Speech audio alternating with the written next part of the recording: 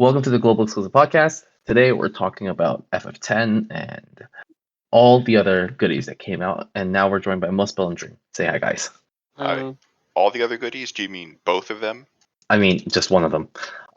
But before we start, I guess we can talk about how have people been doing Cow just quickly, because I'm enjoying this Cow quite a bit. But I have Muspel, not done it yet. Yeah, did you pull from Maeve? I've been really Yes. busy as well. Okay. Of course, Honestly, I'm I don't really even know how to approach this one right now. I haven't looked into it too much, and I don't have Maeve, Lara, or Carton. So My understanding is Ooh. that the boss just absolutely turbo fucks your tank on the first turn. yeah, so this is going to be fun. It's past turn 3 or 4 where it also really like puts a fist up your ass, basically.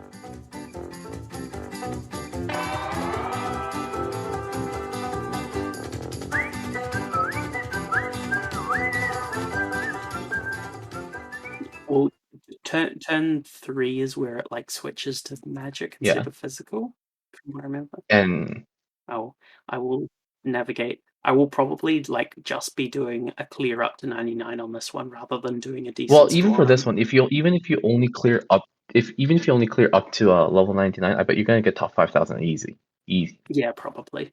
I just won't get the like 1k top 1k that I've normally been getting on the last couple clashes. Yeah.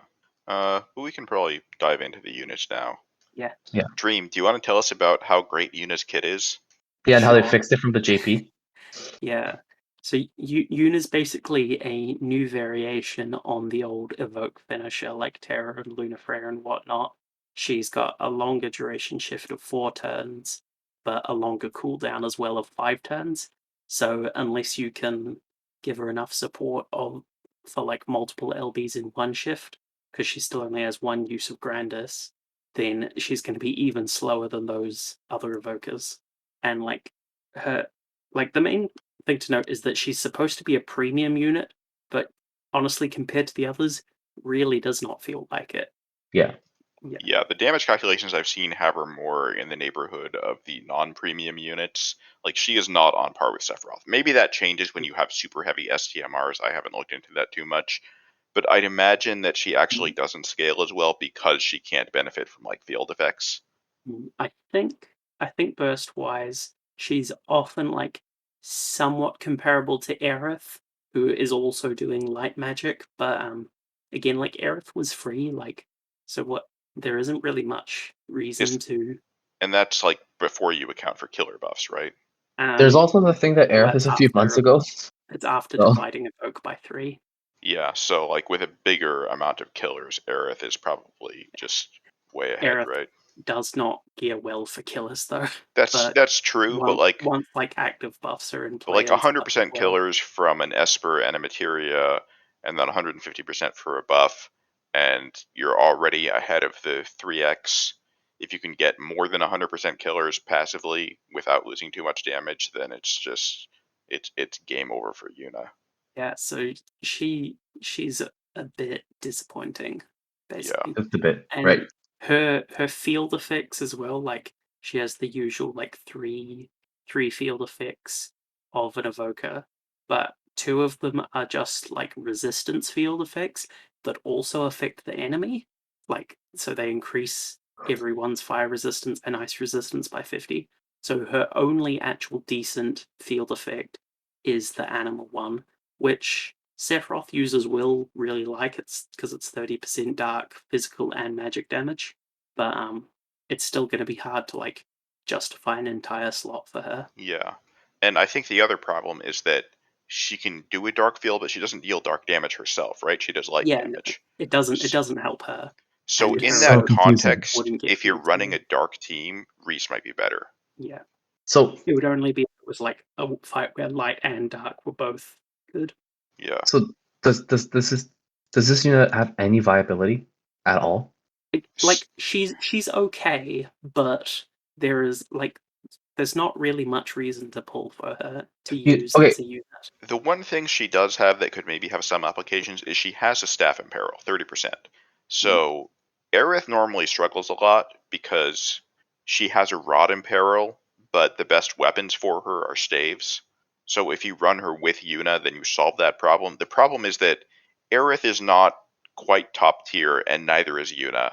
So, And like, Aerith still has some decent rod options, and Aerith's own rod in peril is generally going to be more useful for other units if you're running her with them. But speaking of her staff in peril, I guess we can mention her global exclusive buffs in quotes because they're pretty minor. Basically, she got the same premium treatment as Sif and Tifa and stuff, where her EX3 abilities were moved to EX2, but her card is still EX3 locked, so that's still Her the card incentive for that. isn't that impressive either, is it? No, well, it's much more specific to her than the other premium cards. she really loves those killers on it. Yeah, oh yeah. She's gonna really appreciate that. For the flat spirit block. Yeah, 500. But it's not that amazing as a card for anyone else. I really do wonder. Like, I know that there's some people at Alum that know that evoke damage is not affected by killers. But do you think there's people that don't, that are still involved in design? Like, does that explain this card? No, the killers are just for Yoshikiri. for all the spirit-based damage he's doing. But the other change with her staff in peril was that it's now available on turn 1. I think in JP you needed to wait till turn 3 for it to be available for some reason. Yeah. And one thing that's notable as a buff that didn't happen was unlike Tifa and Aerith's STMR, the flat stats on Yuna's one for the FF10 units did not become stackable. Well, we should talk about that STMR just a bit because I think it is kind of interesting. Well, it's probably let's go in the normal order. We talked. Well, I guess we're going in reverse order because we already talked about the vision card. So now we can do STMR and then TMR last. Okay, so the STMR is interesting because the Hymn of Faith that is, I think, tell me from a Hymn of Faith, the last passive about the extra modifiers, that's only to Yuna, right? Or is that to everyone? It's to all evoke moves. Okay, so if it's to all evoke moves, I feel like, and this might be a crazy still. Is probably actually I would say it's the most niche part of this STMR. Yeah, that's what I was gonna say. It probably is the big if we're reaching. I think we are. It's probably the most interesting part of this STMR as a whole. Most interesting, this one, not. I wouldn't say the most useful. This one doesn't stack either, does it? What do you mean? Like if I had 2 Yuna's necklace, Hymn of Faith wouldn't stack. No, Hymn of Faith is an active ability. Oh, it's not a passive. Oh, no, it's an active that enables for anyone that can use this AoE buff. Even then. So it's pretty niche purely because most of the evokers are kind of outdated on damage now. So like, even it is a sizable boost for them. The problem is that for Ferris is going to boost her damage by about 50%. Yeah, maybe more like 40. But yeah, it's like 40%ish on mod buffs, and like Terra and Luna Freya would be probably the best users of it, other than Yuna. But yeah, that's still not really quite enough to get them to a viable level. Yeah, even if you double their damage, I still don't think they're top tier, right? Do Terra and Luna Freya get, or at least Terra already got her crown buffs, but do Luna Freya or Ferris get any reasonable EX buffs or crown buffs? I think Ferris gets crowns that improve her fields and stuff, similar to Terra, but don't do that much. Oh, okay. And Luna Freya hasn't gotten anything yet. I mean, it could be useful in the future. The other parts of the STMR are actually really good because at base you've got a 55 attack or magic accessory with 50% LB damage on it. That's really big, actually. And I believe the 500 attack and spirit passive it should be for all FF10 units. So for NVA Tidus, that we'll mention later, that's good. And I think it also works. It might work on Auron as well, but I'm not sure on that one. It might be similar to the Cloud situation where both Aerith and Tifa's work on Cloud, but Aerith's doesn't work on Tifa and stuff. Yeah, and then her STMR is not very useful for anyone other than her, I guess. I mean, I guess it does have attack and magic and LB damage. So Tidus wants it. Yeah, it's we mentioned Tidus, but just the flat stats plus the LB damage is actually really strong. So yeah, you will use this a lot if you get her. It's possibly the most useful part about getting her. The wiki does say that the flat stats are exclusive to Yuna. But they do work on I know they work on Tidus as well. Really I interesting. don't know if they work on Aurum. All right. Well. But yeah. Yeah, and then her TMR sucks. That's bad. Yeah. Moving on to the next unit. Who are we talking about next? Wakka. Wakka. Getting him out of the way. So Wakka is the first official 3-star unit to get a 7-star in GL. Technically, we already had a couple the other week because of Gumi accidentally releasing a bunch, but collab upgrades. Yeah, but Wakka is the first one that was intended for us to get. So first of all, let's kind of talk about the process for how to awaken him. To get his prism, you need to awaken a copy to at least 5 stars and then convert it.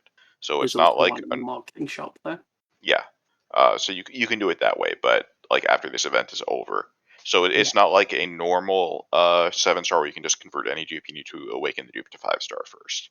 And then you can do that with more dupes. I think you need to awaken the dupes to at least 5-star if you want to fuse them for STMR progress as well, right? I think so. I don't really know how that works. I haven't tried it. Yeah. Okay, and his new skills are fucking terrible, right? He's like an alright budget sort of defense and spirit breaker plus imperialer. Because he, like, with his LB, he can do all elements 120% imperial and 87% defense and spirit break, which is like a bit like what 7-star Gilgamesh or NVA Gilgamesh did. Yeah, but without like the attack and magic breaks and all the other useful chains and stuff that he does. I guess, but yeah, So overall, he is a budget offensive debuffer, which is very niche. Yeah. Okay, but the real reason people would get him is just for his STMR, wouldn't it? Yeah, or Mod King bonus, I guess. But yeah. So his STMR is a 2-handed throwing weapon, with 189 50%. attack, LB damage, LB fill rate, evasion, and bonus stats for Ifrit. The problem is, who uses throwing weapons? Not many people. Not many, but if you do, one day you'll be thinking, "Oh man, I wish I had that STMR." I think maybe after we get the variance change and this goes to having 1.5 average, there might be occasional moments where it shows up in a build because of the 50% LB damage on it, but not for many units. Yeah. So yeah, it's again niche, but not completely unusable. Yeah. Next, we're going to talk about Rikku, Bed Girl Rikku, which is, I think, the laziest unit name I've ever seen in this game.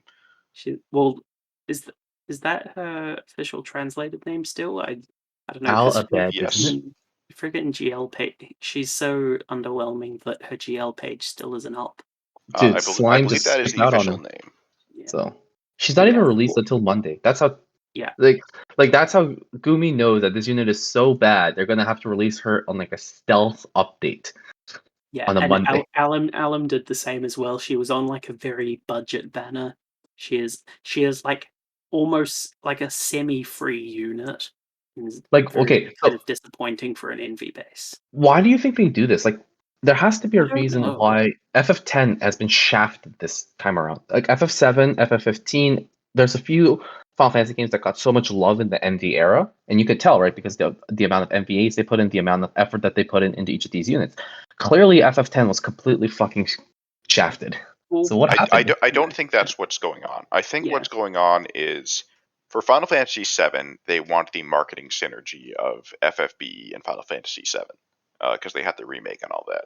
For Final Fantasy X, there's nothing really to tie in with, so the only thing that they're doing is trying to cash in on people who have Final Fantasy X nostalgia.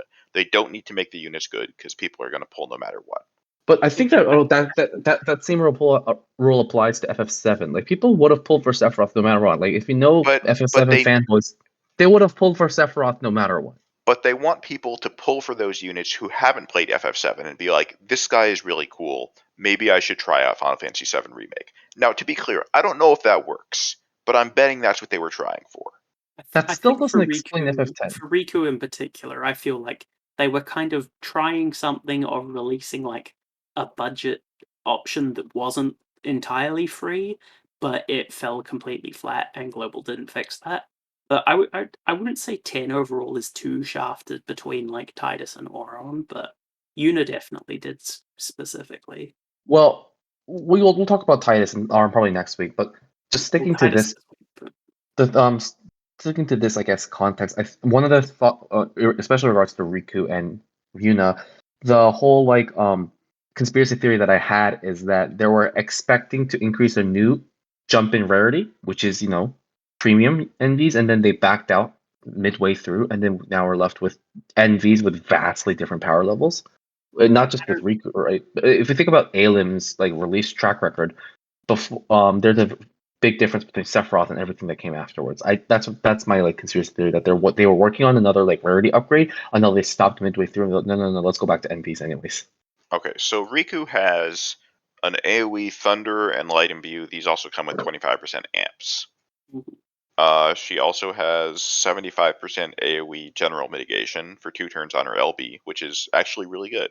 And then it comes with LB fill and a huge 12k barrier. So that's you have to fill it like every second turn, though. Yeah, defensively it's very strong, but it's hard to fill. Yeah. It also heals for about 20k per turn, so you can use her as sort of a healer. She can provoke, I guess. AoE fairy killers. Yeah, like she does some stuff that's potentially powerful and kind of unique to her. Well, the killers aren't unique, but she does some stuff that has potential uses, but her kit just there's nothing cohesive here. Yeah, she's got like a weird mix of niche support that doesn't feel like enough to be a full kit. Yeah, I forget what unit it is. I've said something like this before about somebody else. I could imagine a fight where she would be useful, but it would be a weird fight. Oh, actually, like one thing to note, we were mentioning her LB and stuff, but remember that's her SLB, which has like cooldown restrictions. Oh shit. Yeah, her sorry. The regular LB is only 50% mitigation and 6k barrier. And weaker heals and weaker LB fill, etc. So she cannot maintain that mitigation buff, but it could still be useful in some contexts. I don't know if you're doing something weird. Yeah, but yeah, she's not very good. And she's another source of provoke, I guess. That's her TMR gives Yeah. some passive provoke on a materia that's all right, but like it's combined with attack, and usually those two aren't that useful together. Yeah, imagine you put this on like I don't know your DPS unit, and you get bad luck. STMR is a 187 attack one-handed fist. It's got a pretty good amount of machine killer on it, so it might be used in machine fights by like Tifa, but again, very niche. I think with machine killer and LB fill rate, it's actually decent. I mean, it also increases gil and XP gained, but who cares? You're not using it for that on anything meaningful. And then her vision card is basically irrelevant. Yeah, it's a bad defensive card, basically. Yeah, like that's all of Rikku, basically irrelevant. You could maybe use the card on Aerith for killers because it gives Next. spirit and killers, but yeah, next that's a big stretch. Yep. Yeah, okay. Yeah, so the next unit is star player Tidus, who now has an NVA. The best FF10 unit of this week. Yeah. Yeah. He's an SLB finisher. Yeah. And he's a really good SLB finisher, I think. Yeah, because I think he is definitely the best NVA we have so far. I would even go as far as to say probably the best. Fair, is not saying elementless much. one. I mean, Gilgamesh. Gilgamesh. We've had a couple decent ones. Yeah, Gilgamesh was when including so the non-damage dealers. And I think he's like really good. Well, I'm saying like at the moment there's what, like 3 or 4 good NVAs. There's even Elena like on release though, maybe. On release, yeah, but like in the game right now, how many good ones are there? There's Elena, there's Gilgamesh. Beatrix. Is Gilgamesh still good? I don't know that I would agree with that. He's nice for DV, but like he does so much. That's the only reason you would keep using him. Gilgamesh feels like a budget substitute for other units. He's not good, but he's flexible. Break plus Imperil plus Omni cover is still like an awesome thing for turn 2 DV kills. I guess I just feel like at this point you can do turn 1 kills really easily, and turn 2 for anything like for anything hard, you're gonna want more damage than what you can usually get on turn 2. So yeah, but anyways, it's you're right. It's not a high bar. But either way, even considering like other existing NVs, he's probably still the best elementless finisher. Because the issue with Sephiroth and Tifa always is that they're love to count elements. He is not. He is What do you mean? absolutely not the best elementalist finisher. Carton is. What is Carton is elementless. I think when fully scaled up, like Tidus has a lot of whale potential that you won't be seeing on the wiki sheet and stuff. And yeah, he can really do a lot. Some of it's with stuff that's unreleased currently, but yeah, he can get really good. And I think Dream points out like the reason so many people are, especially veterans or whales, are excited about Tidus is that his full quote unquote full potential, like Super Saiyan God, Super Saiyan type potential for Tidus is really, really high, purely because of all the stuff that comes with Yuna, Auron, and the other things. Yeah, like So, I want to say he can even like hit possibly even harder than Sephiroth on element. yeah, I mean, if you have in the right situations, he probably could. Yeah, And it's not because he has high amount of It's just he can reach ridiculous levels of attack, right? Like it is a high bar to get it all, but once everything is released, he can get a 3,600 flat attack. That's a lot. Which is a lot. And he gears between his innate TDH, LB damage, and chain cat boosts. He gears incredibly easily. His modifier is 240x, which is like pretty respectable. And in future, when Tidus STMR becomes in, that's like an active mod boost that he can use, which will raise him up to 300 because it gives plus 30 mod for LB, and he has ignore defense on his, so he gets 60 from it. So that's like close to premium mods. And then yeah, he has like innate 1000 stat attack from his EX3 ability. He can get another 500 from Yuna's STMR, 500 from Auron's STMR, 500 from Auron's card. I think 500 from his own upgraded STMR Khaled Bolg, but that requires locking him to water, so you can't use that for other elements. And then he can also get 600 from the Ruler's Crown of Will and Garb of Will because he has 6 times chain cap TDH innate, so he doesn't need Magisters. There is some stuff I want to mention though. On one hand, he's an NV8, which means it's going to be easier to get him to EX3 than other units because you can UOC missing copies. It's not necessarily worth it to do that, depending on how many copies short you are, but you can. Yeah, and you get up to EX1 free from the event if you're doing that. Yeah. The downside of being an NVA is that he scales less with EX levels. Sephiroth gains something like 160 flat attack going from EX0 to EX3. Tidus only gains 90. Yeah, his base attack is lower, but again, the flat attack kind of makes up for that. Yeah. So, good finisher. I think the problem is that in JP, this was a big deal because all they really have is Dark Visions. In GL, we have Clash of Wills, which is, depending on how you look at it, it's either half or maybe more than half of our endgame content. I feel like it takes up more discussion because it has more depth to it. Yeah. And in Clash of Wills, he's just going to get dumpstered by the actual morale damage dealers because they have hilariously busted modifiers in there. I think we've seen like the flat attack, big buffs of flat attack, because most of our morale damage dealers don't really have that much in the way of flat attack. Yeah. So that can really equalize. Like we've seen Sephiroth be pretty competitive with morale dealers. I think part of the reason why we see a lot of Sephiroth is because people pulled hard for it and they have him at higher EX levels. I'm not saying he's bad in there. I'm just saying that with similar EX levels, other Clash units would be potentially stronger. It's just people aren't hoarding for those units because we have no idea they're coming.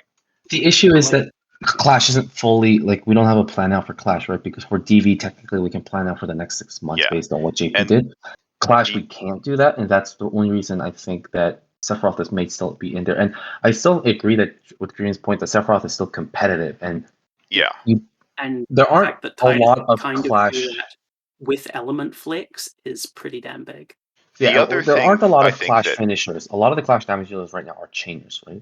The Sky is the only finisher that I know of in Clash that's consistently used. Yeah. The other thing I want to mention about the Clash units is that typically they're really good on the Clash that they come out for, which is before you get to buy their fragments with VIP coins. So that's another reason why you're going to see people that have them at lower EX levels. Like, Sephiroth obviously never got VIP, or no, he did get VIP coins, right? Sorry, I was They were thinking just of more he didn't expensive. have the bundle. But by now people have had the chance to run Sephiroth through the premium dungeon. For most class units, that has not been an option. So But again, because the clash units are very more specific for the one they're released for, yeah, they don't perform quite as well on later ones. yeah, But yeah, I think like obviously he's not going to be your number 1 or possibly 2 damage choice for it, but he can like again as an elementally flexible second damage option, he's really good.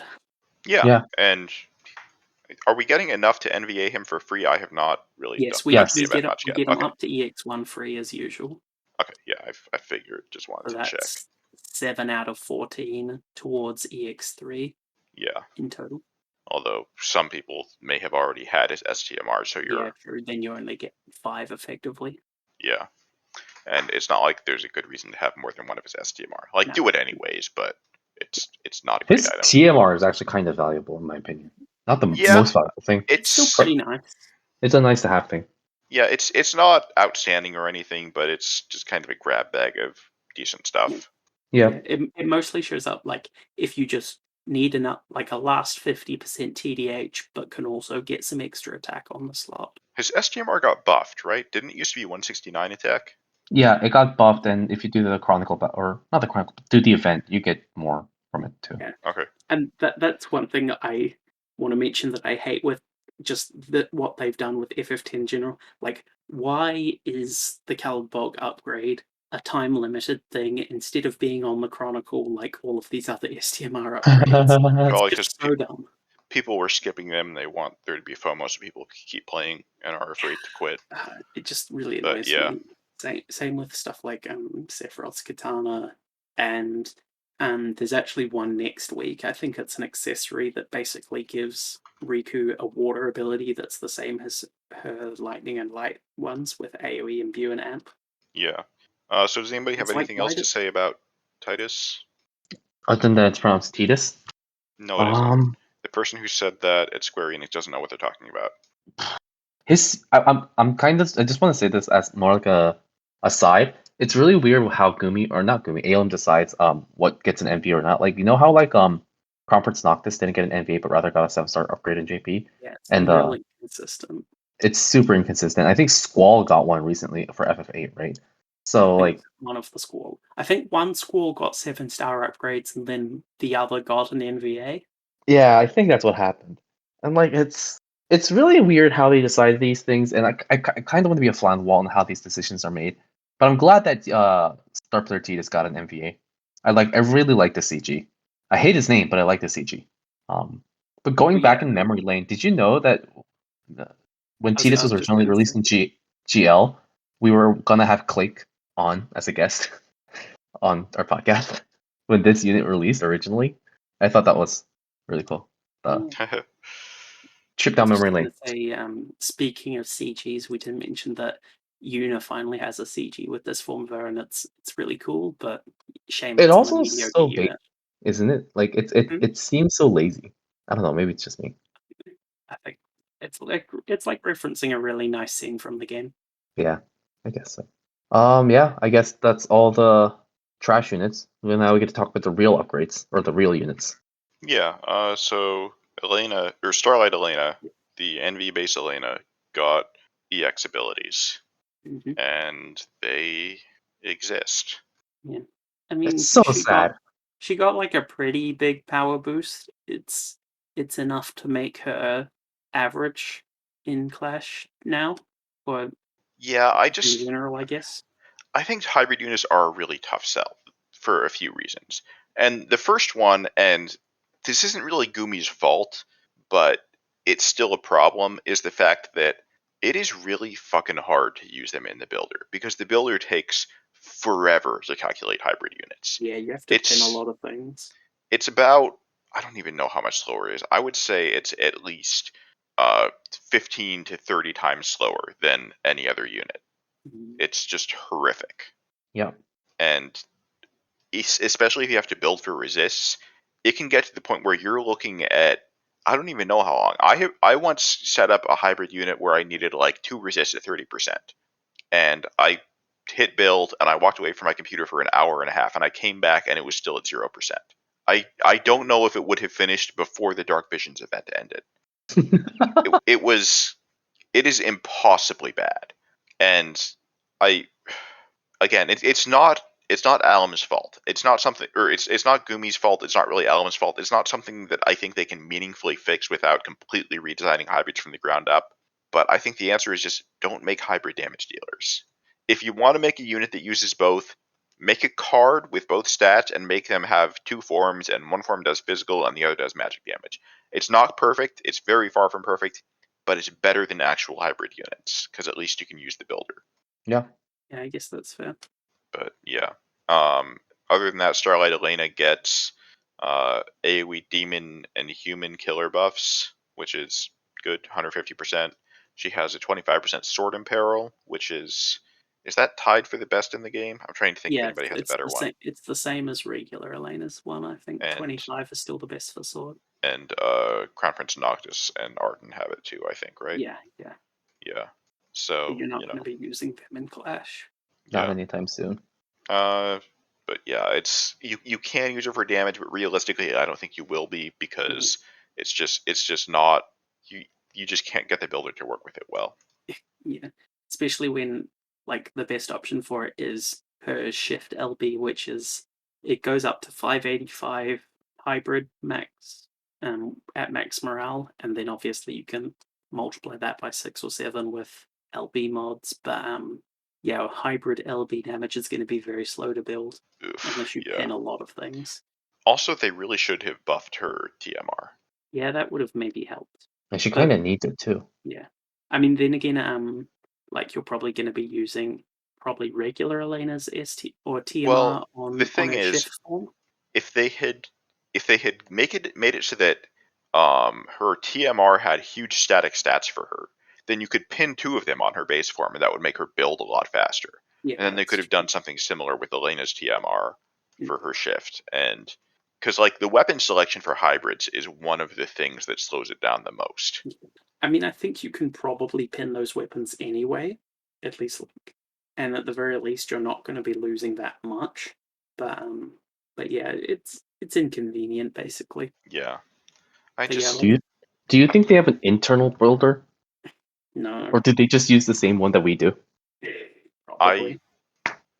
They probably have just some kind of basic formula where they plug in a unit's passives and static and get some estimated attack or magic value.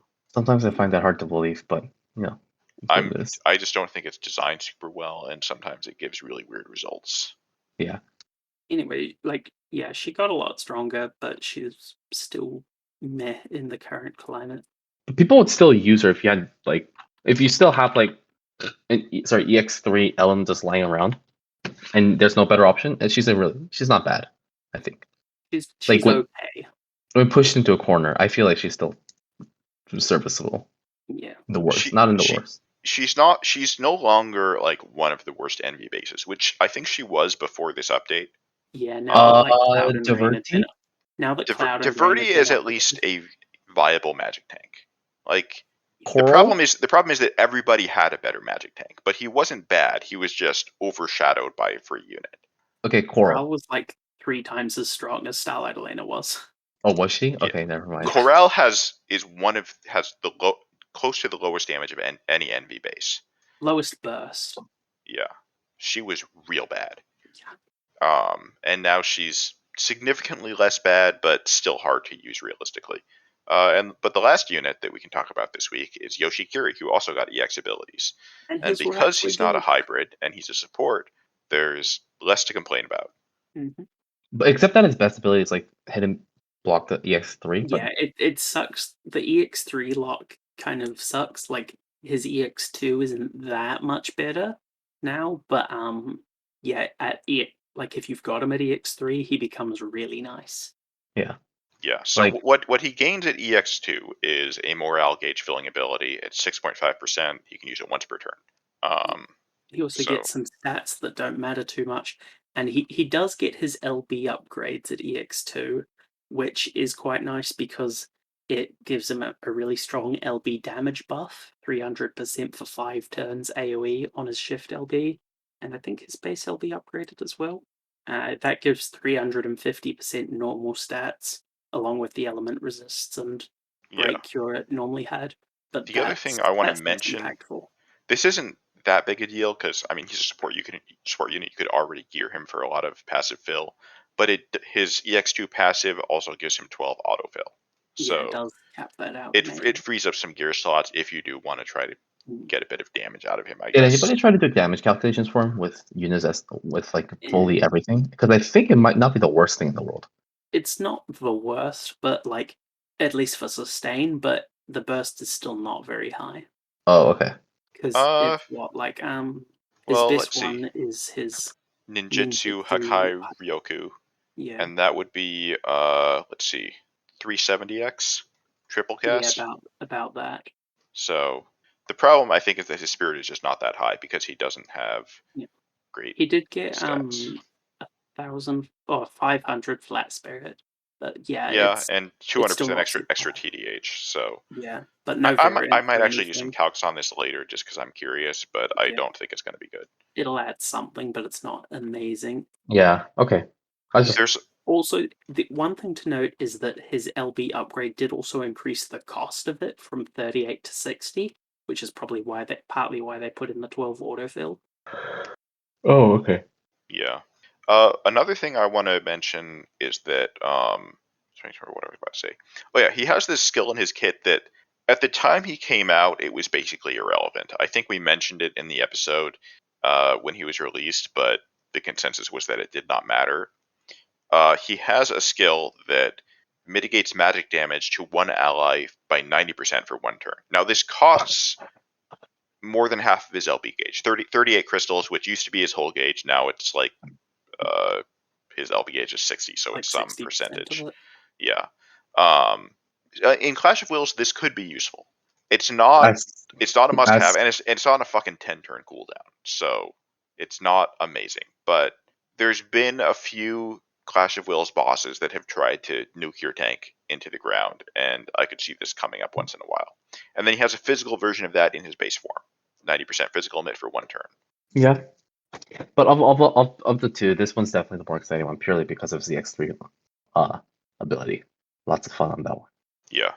And I guess we should mention what his EX3 ability does, because I don't think we did. Oh, did we? Oof. Yeah. So his EX3 ability is a 45% AoE water and ice amp, and 160% human and machine killer, and 30 LB fill. And then but it doesn't imbue. It doesn't imbue, right? He has other skills that do that. Yeah. And he can multicast them, so it's not that big a deal. But I think because it has both, and that's I think a lot of his big value comes from that he can fit in both an ice and water team, which not a lot of units can say. Not a lot of units can do that. Units can do that. Yeah. Oh. The problem, again, like we mentioned earlier, is that this requires EX3, and even though he's been out this long, a lot of people are not necessarily going to have that, especially since they probably have not been running him through the Fragment Dungeon, because why would you? Yeah, why the hell would you waste space for Yoshikiri in the Fragment Dungeon? I think I did run him at one point, like in the first one, because I didn't have any other options, but... Then you're a psychopath. Moving on. But yeah, that's pretty much it for this week. It's a short episode, right? Only 4 minutes. Yeah, that's somewhere in there.